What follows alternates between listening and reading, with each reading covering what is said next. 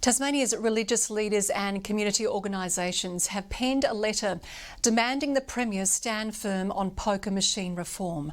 The government's commitment to its own policy has been questioned after commissioning a contentious review into the legislation. A high-stakes campaign against pokies.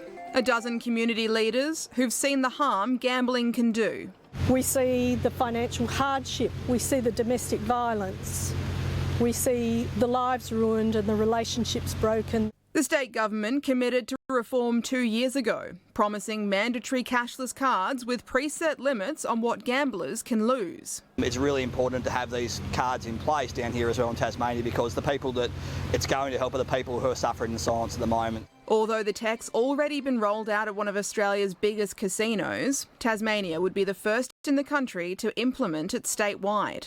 This reform was, without doubt, the best reform I have ever seen offered up in Australia. But with a Deloitte review underway into the impacts of the laws on the state's gaming venues, the group is accusing vested interests of trying to put a stop on the nation-leading laws. To see 90 super profits pubs now pressuring the Premier to defeat this reform is appalling. The Premier today welcoming the group's letter, saying he's committed to consultation. That policy remains in terms of pre-commitments introduced when practicable, and that is the policy as it stands right now.